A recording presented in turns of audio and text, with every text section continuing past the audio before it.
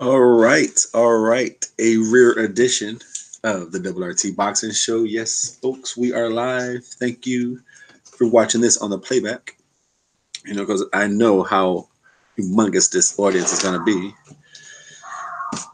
I'm just like you, folks. Boxing fan, Mr.A. Waiting for tonight's fights. Laura, Castino, Ortiz, Hammer. You know, I got to get ready to go to work, but I figure, like a boxing fan, like many boxing junkies out there, we're out there, we're waking up, we're waiting for this fight, and we're hitting the internet. What's some boxing talk? What's happening? What's gonna fill our plate to the real buffet opens and we get our main course, and that's what we're gonna do right here. We're just gonna shoot the shit, talk some boxing right here on the Ready Talk Boxing Show.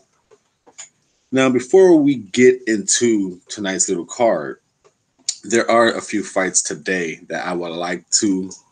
I'm hoping that is on the internet. Someone puts them out on YouTube so we can check them out. It'd be nice. I would like to see Jordan Gill's performance for the WBA International Featherweight title, taking on Emmanuel Dominguez. I just recently stumbled upon Jordan Gill. I forgot what card I stumbled upon. I like what I seen. I'm gonna follow him. I like his coach, Dave Caldwell.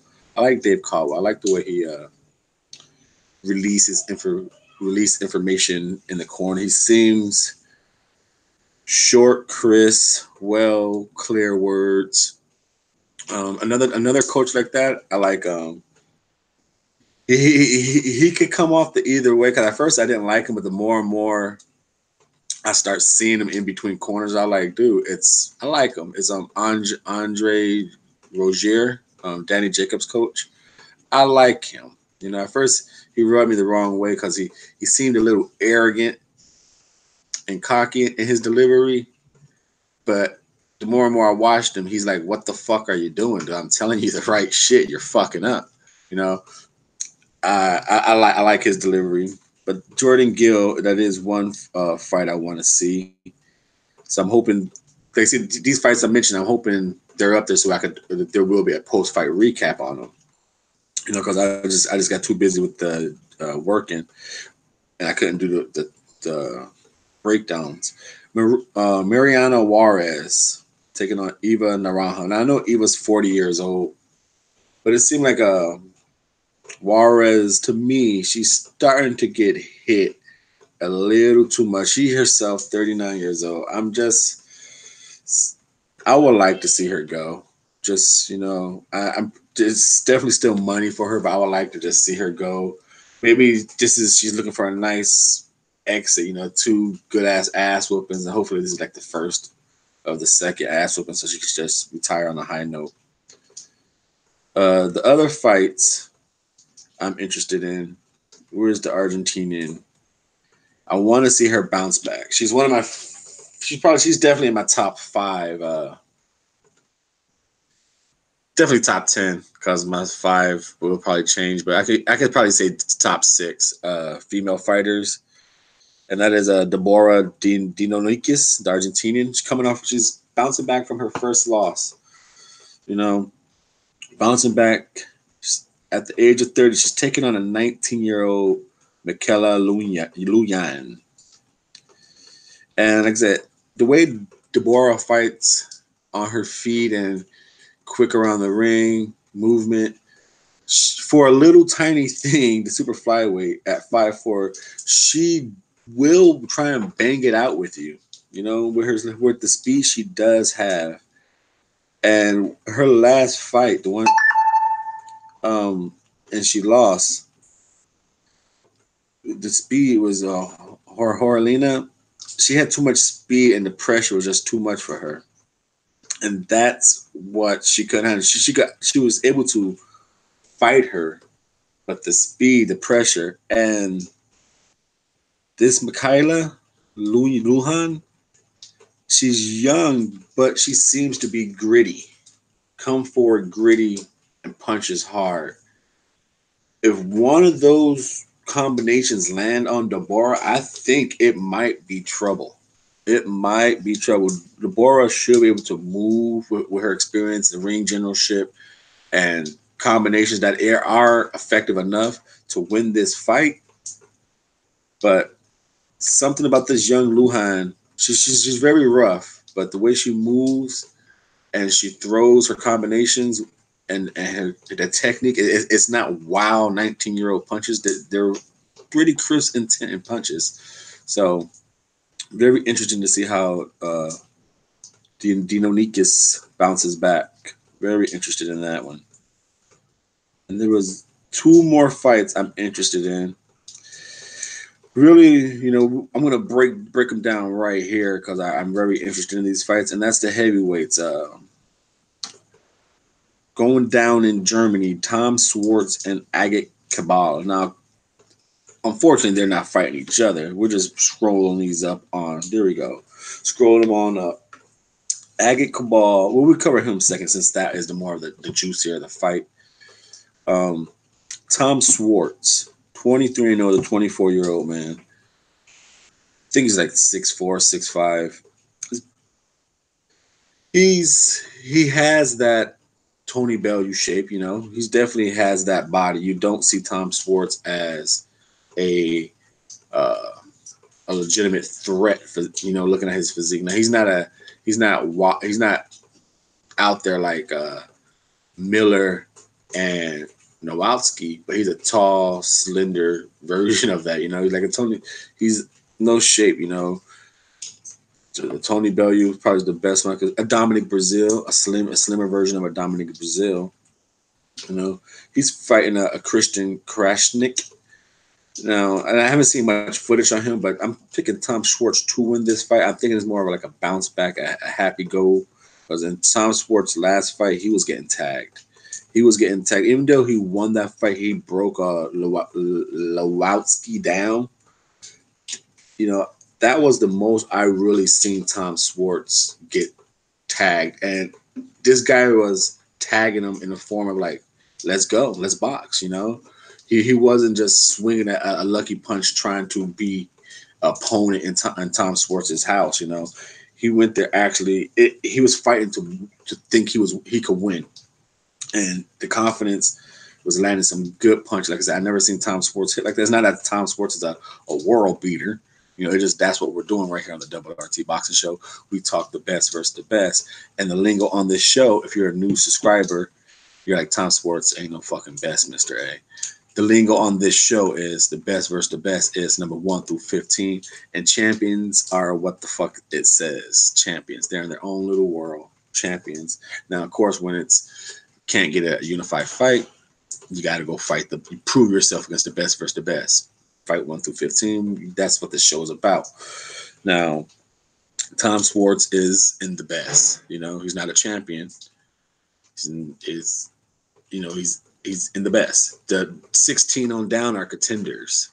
You crack the 15, you are now considered worldwide best. So that's why the lingo goes like that. Because you could say it's stupid as fuck. Hey, whatever. I say you're stupid as fuck. How you like that? Hit the thumbs up. And so coming back from being tagged, like I said, he's fighting a Christian Krajcik, a 40-year-old man who kind of took some hard hits and gave up his last fight. So this is a nice, look good, bounce back, confidence builder for Tom Schwartz. He's 24 years old. And the thing is, like I said, on the headline of that card is Agit Kabal versus Andrew Rodinko. He should win that fight because Rodinko has a good name, solid resume, but everyone he stepped up to the plate to, he lost. And Kabal, he is, you know, whether his name, like I said, these best versus the best, 1 through 15, that's what this show's about. These two guys are in that conversation. And they're pretty damn high, too, actually, if you want to talk some boxing talk. Tom Schwartz, that motherfucker in the WBO is number 2. Tom Schwartz is number 2 in the WBO. That's right behind Dylan White, folks. In between Gerald Miller. Above Tyson Fury. Above Oscar Rivas. So do you think he might go to ESPN? Do you think ESPN might throw a bag at Tyson Fury's at Tom Schwartz to get a number 2 spot in the WBO. We'll get back to that. Tom Schwartz, number 9 in the IBF. And that is where he's on that side of the bracket. Agate Cabal is number 8 in the WBC. He's number 3 by the IBF and number 10 by the WBO. So these two guys are definitely, whether we want to all as a boxing community agree on it, whatever, it's not going to happen. But in the rules and the regulations of the sport we love to follow, and what we got to accept is these two guys are in the top 10 to fight the champions we love. So we got to know who the fuck they are, because we want to see them get knocked out because we love the champions that we do. Or we got to know who they are. Like, fuck, we got to talk about them. They're going to do the upset. So to me, like I said, Agate Cabali should beat Rudenko. Rudenko never really comes in the greatest shape. He seems to fade. He lunges with his shots. He hits pretty solid. But I get who's at the Kabbalah. Is that his name? Kabbalah. Agate Kabbalah. If the guy who's in these rankings at number 8 for the BC, number 9 for the BF, number 10 for the BO, the guy who beat Derek Chisora for the EBU heavyweight title, if that guy shows up, the movement, the 1-2 punching, the good punch selection, the hooks to the body with the more movement, if that guy shows up to fight Rudenko won't have no shot. He won't have no shot. Now, if Cabal if he's been living the life, gotta let himself get a little out of shape, stamina gone, looking sloppy. If he let that happen to him, then it's gonna be a harder night than it has to be. But to me, Cabal should be an easy, like a maybe 9-3 fight. 9-3 fight should be an easy. Like I said, I'm looking for a nice showcase night for these two heavyweights within the top 10 of 3 organizations. Like I said, and the reason why I'm heavy into these fights, I, as a fan of boxing, for one, I love the storylines. I love any entertainment I could get within a fight. Especially if I'm paying for the fight. If I have to sit back and be like, oh shit, fuck. Spence and Garcia, $75 for that fight. Intriguing fight, but it has a lot of story with it. 4-time champion, Mikey Garcia being considered pound for pound conversation, Errol Spence pound for pound conversation, Boogeyman. See, it's a lot of story. You can talk and sell me that fight. If I didn't really want to see that fight at first, you got a lot of ammunition to throw at me to say, I'll check that out. With the boxing, I want to see travelers. I like people. It's funny you say travelers, Tyson Fury. It's funny you say that shit, right? The motherfucker went to Germany, came to here, didn't, we're not talking about the ESPN contract. That's a whole other thing. We're just saying he did it. He did 1 and 2. He did that shit. I like seeing people go to people's backyards, or not even necessarily backyards, just definitely what you don't see no more. You don't see just, hey, me and you fight in fucking Norway. Or, yeah, me and you we're gonna fight in fucking the Philippines. Me and you, I'm a fucking worldwide champ. Yeah, I'm gonna beat your ass in fucking Hungary. Just some random ass, like Muhammad Ali used to fight, and just fights would just appear at places. Now it's just like country for country, network for network, we make that money. I would like to see that world star again, especially, and the reason why I get all like, oh yes, is and I'm about to tell you what I'm going to tell you right here on the RRT Boxing Show, the Ready Talk Boxing Show, on the playback. Hit the thumbs up if you're a new viewer, somehow found this gem, become a new subscriber, help this show grow.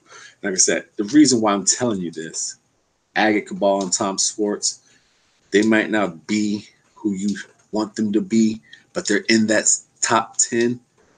And as a fan of boxing, especially my American heavyweight champion, you know, we are countrymen.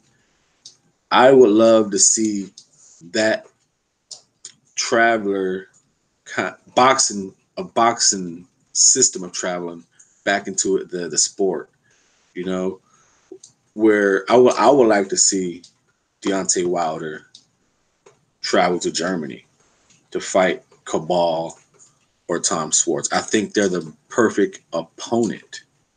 You know, those guys coming to America. It's like I said, they fit the system. They're in the best. They're in the top 10. I get it. I'm saying it, but people are gonna tell me to shut the fuck up because who are they? Who are they? It's harder to sell when they come to America and go, who are they? Who are they? But it is great and easy and very fan appreciative when you say, yo, my name is Deontay Wilder. I'm your American champ. I'm going to go represent our country. I'm going to Germany. They got their number 1 and number 2 best heavyweights. I'm going to go beat one of their ass, represent the United States, WBC, one name, one face, one champ.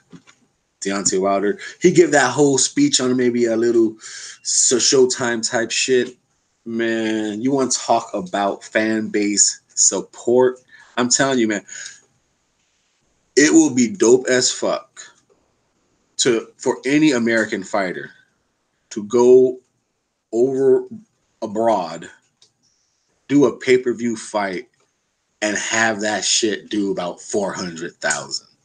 You know how fucking dope that would be as an American athlete, a boxer, I should say, because they're the really ones doing pay-per-view. I didn't even fight in the States, and my pay-per-view did 400,000. Because you might say that is low, but realistically, the shit Canelo was doing, that's phenomenal. You know, those numbers, like I said, that's that's good as shit.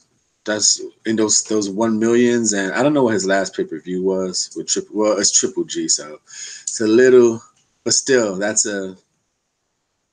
it's a unfair bar to judge, but it's still a good ass one considering it's Deontay Wilder and Tyson Fury. But then again, Triple G success is based in America, so again, it is a little unfair, but the the information is well combined and understandable. So it's not, it's related. People get the hint what we're trying to do there. So that is why I'm talking about Agate Kabalia and Tom Schwartz. They're high in the rankings, and like I said, I would love to see our American heavyweight champ travel and just fight, considering especially with this ITV deal. Now that is very, very, to me, right here, Mr.A on the RRT Boxing Show, the Ready Talk Boxing Show. That is extremely important stuff right there. Deontay Wilder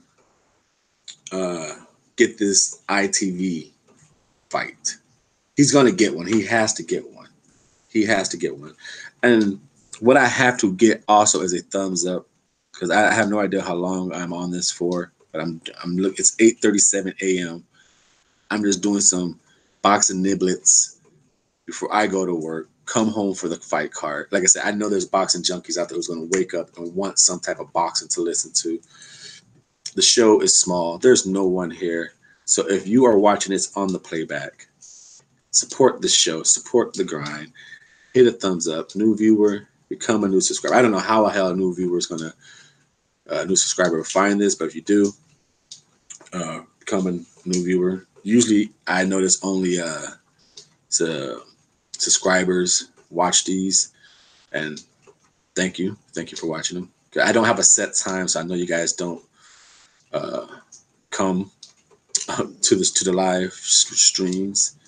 You know, it's hard for me to do a set time, but hopefully, if you guys do watch these and you watch it on the playback, leave a comment down below. Would you be interested in seeing more live RRT boxing shows. Again, I don't know.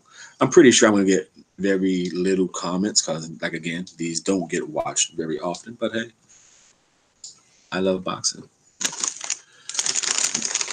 Nothing good like a fucking morning chip. Sometimes chips ain't good, but in the morning, you're like, that flavor pops. Like, fuck, that's a good ass chip. Now, back to what I was saying. I would love to see Deontay Wilder travel and fight in Germany. And since he got this ITV deal, it seems like it can be easy for him. It could be very, very easy for him to go fight in England. And maybe even maybe even ITV can work out a deal with some other network in a Germany, in a Austria, in a Russia, that branch. And then somehow, if Showtime has to get into it, that's a whole other thing. But he should be able to fight on ITV, and I'm hoping, networks to other countries. And I think that is a big reason. A lot of people are talking, and I said we're coming back to Tom Schwartz and Tyson Fury and the whole ESPN. Remember we talked about it, we said we'd come back to it. Boom. Right back to it right now, right here on the RRT Boxing Show. Tom Schwartz at number 2. Will Tyson Fury fight him just because ESPN has names we really don't give a fuck about, but names within the rankings who give Tyson Fury's those ladder climbs. In the WBO, they have Oscar Rivas, number 5. They have Kubrat Pulev, BF, number 1. Oscar Rivas, number 7. And they're out there talking Joseph Parker, number 6 for the DC. 10 is Rivas and 9 is Pulev. Now, Tom Schwartz is number 2 again. If Tyson Fury was to fight Tom Schwartz, it gets him that much closer to Joshua. And again, I'm mentioning this because of Deontay Wilder's easiness to go over abroad and fight. It's so easy. His fights are going to get well received over there. England fans are going to receive Deontay Wilder fighting a Tom Schwartz. Considering Agit Kabal beat a Derek Chisora, the England fans are familiar with him and they see him as a formidable foe. So if Deontay Wilder was to go over and make his ITV debut against Agit Kabal, it won't be a shit fight. No matter what people say about it, it's going to be a nice contender in front of a boxing audience who consider this guy to be a formidable foe. He beat Derek Chisora, who Derek Chisora was, according to Dave Caldwell, contract ready to fight Joseph Parker, and they did a Tyson Fury on Joseph Parker. I mean, Joseph Parker did a Tyson Fury on Derek Chisora. So if those two fight, that'd be some two bitch made motherfuckers fighting, That'd be a crazy ass bitch move for a bitch fight. So it's who is going to get that American dollar? I think that is the reason why Tyson Fury went to ESPN. And I think he did it for Frank Warren.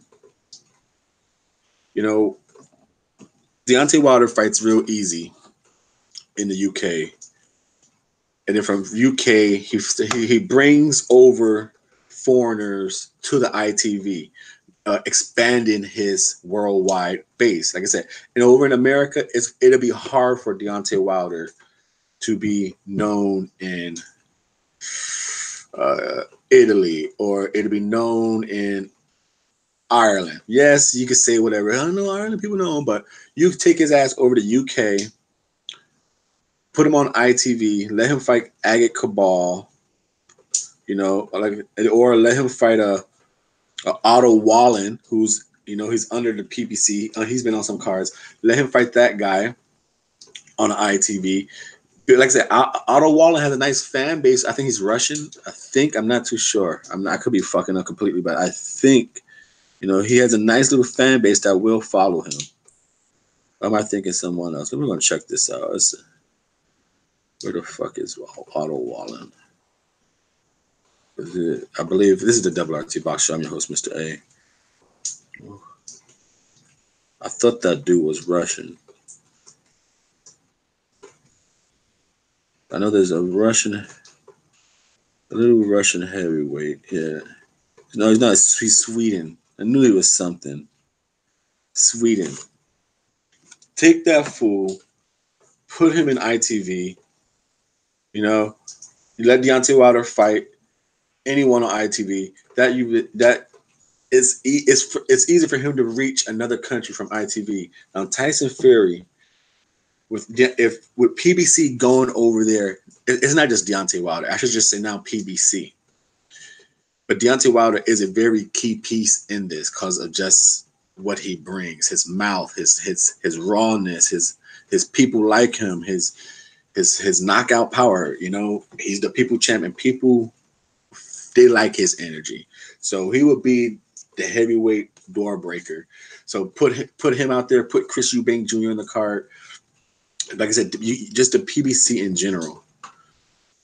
You take any PBC star, and you name 3 right now. We're going to go with Josecito Lopez.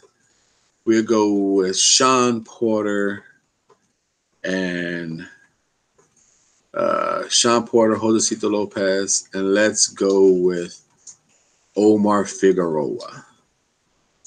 Those 3 guys, Omar Figueroa, Sean Porter, and Josecito Lopez. And put Chris Eubank Jr. on that card. Four fighters right there. That card would do better in the state. I mean, better in the States and better on ITV over in UK than, let's say, then basically I think some of the DAZN cards, and Frank Warren's fighters over here. I'm trying to say PBC fighters can make more money fighting in the States and fighting abroad than Warren stable and Eddie stable can make doing both. They probably will definitely beat, I won't say definitely, but they could probably beat the PBC dollar for dollar over in the UK crowd cards, you know, over there. But who will bring in a bigger percentage on a rival's turf? And I think PBC is going to take, Al Haymon, PBC is going to take a bigger chunk as a third party from the UK market than a Matchroom or Queensberry is going to take an American market. So what they're doing, what I think is, since they're going to lose money in the UK, Warren and Hearn, they're going to competition each other who can get that extra American dollar then. Because you can't beat Top Rank and Al Haymon and Golden Boy, but you might be able to beat each other. And with Queensberry going with Top Rank on ESPN, at least his fighters, as Frank Warren does not have a deep stable. He does not have a very well eye-popping deep stable, and either does Top Rank. But combine them together and you get some okay stuff. Like you've been getting on ESPN Plus. You've been getting some okay cards with Frank and Top Rank together. That right there, with the addition of Tyson Fury, that could bring in the American dollar that might make up for the loss going to PBC in the UK on ITV. So it's trying to balance out like that. Frank Warren, Tyson Fury, it's getting a very, very bad rap, and it kind of deserves so at the moment in time.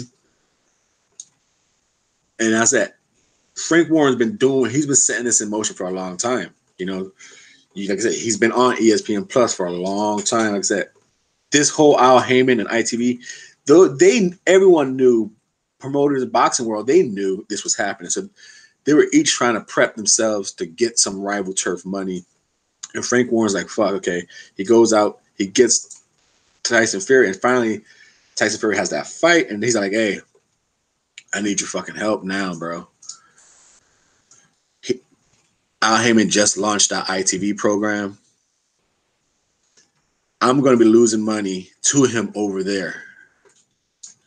I can't be giving him money over here as well.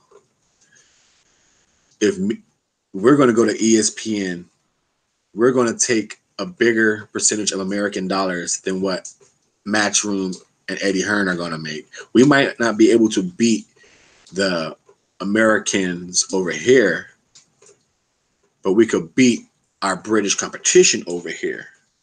And I think that's why Tyson Fury went to ESPN. It really has nothing to do with Deontay Wilder rematch.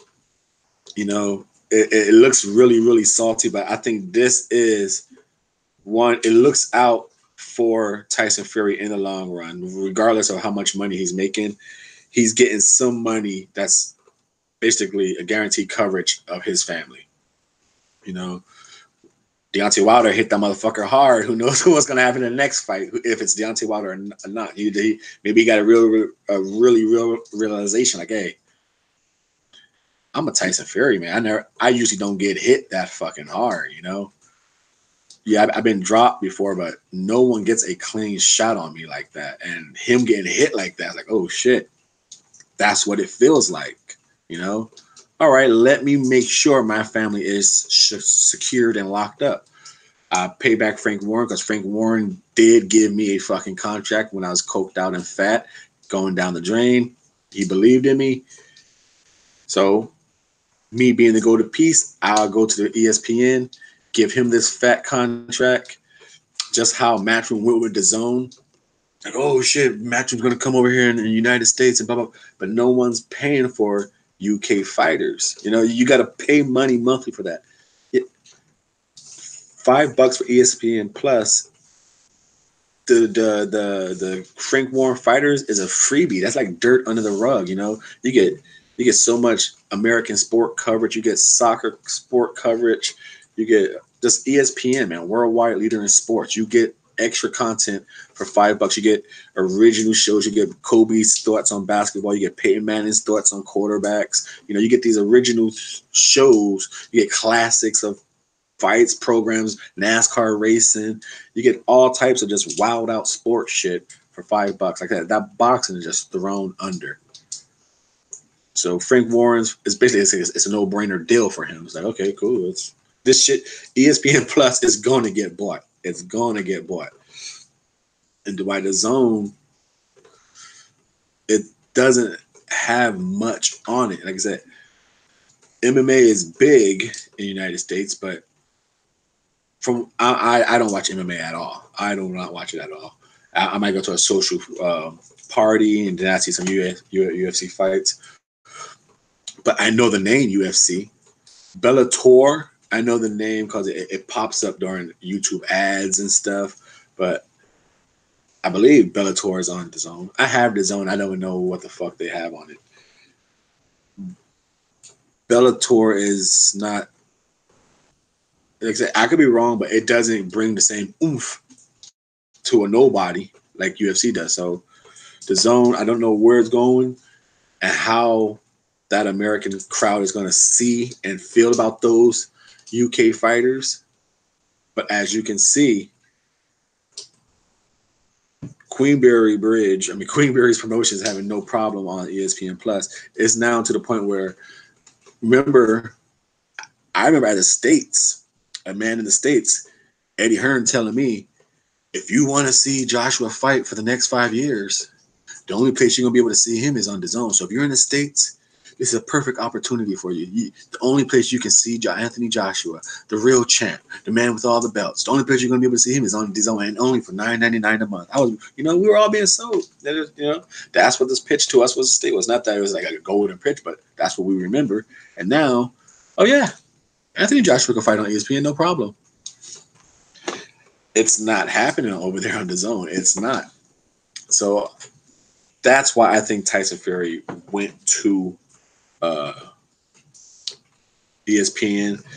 At the time, was horrible, but I think just it as a business move, it all worked out. Finally, it just all worked out. Like I said, Frank Warren and Top Rank, they've been in cahoots for a while now. They've been on that ESPN shit. ESPN, they've all been in cahoots for a while. And all of a sudden, it just finally clicked, They're like, hey, can we get Tyson Fury? No, not yet. Hey, can you add Tyson Fury to this thing? No. How much you going to give me? You notice Tyson Fury was never on that ESPN Plus. He was still with Showtime. So I don't know if was it behind the scenes where, hey, maybe like another 72 more days Tyson Fury contract runs out. Or maybe it was Queenberry's little contract runs out with Showtime. In so many days, and hey, can we get an extension on this fight? Oh shit, contract's up. Boom, let's go to ESPN. No, we're now gonna make more money than Matchroom in the United States. That's what I think that's about. It's not. It has nothing to do with ducking Deontay Wilder, even though that's what it is, labeled and visual deserves to be. I think Tyson Fury takes this a beating for Frank Warren on the bigger scene behind the signing. So before I go here, take my ass to work, I want to say that is the RRT Boxing Show. Thank you for anyone watching this on the playback. Again, tune in on the playback, watch it, hit that thumbs up, new viewers. Man, it's going to be a good fight tonight. I'm hoping that Laura does it. Everyone's saying Castellano is a real live dog, so everyone is hearing his credentials. Like I said, I don't know how many people out there have watched the fights, I watched a few fights. I've been watching them, like I said, right here on the RRT Boxing Show. We talk the best versus the best, the top 15. I watched them for a while now. As a Laura fan, I watched that whole WBA bracket for some years. So I was following that bracket for a while. And I hope Laura does it. And since everyone is saying, he has a chance to lose against Castellano, I hope he gets full credit for beating him. And I hope he beats him decisively, right here on the RRT Boxing Show. I am a fan just like you, and you just now discovered who my favorite fighter is. Yes, I'm a fan of Aries Landy Lara. Hopefully he's not going out on a tail end of his career on a dangerous slide. I would like to see him finish on a nice, maybe 2 more year run of successful high caliber boxing. A nice victory over Charlo. That'd be a nice closeout for a fan as myself. So if he gets a rematch with her as a unification, that'd be a nice retirement fight, whether it's a win or a loss. That'd be a nice fan vision of Aries Landy Lara going off. Get this victory, get the belt from Jamel Charlo, get that unification with her rematch. I'm sorry. I am fucked up. Get that belt from Harrison. Fucked up. And I would love for him to beat Hurd in that rematch. But I'm a fan. I'm a boxing junkie. But I ain't fucking living in hallucination land. Hurd's a tough ass fight. That's a tough ass fight for Laura, especially 2 years down the road. So him winning that fight is going to be very, very tough and unrealistically, probably, just considering, like I said, 2 years down the road. But boxing talk, right? Fan dreaming. And since I'm here and we did not end it, Canelo and Jacobs. That is a tough ass fight.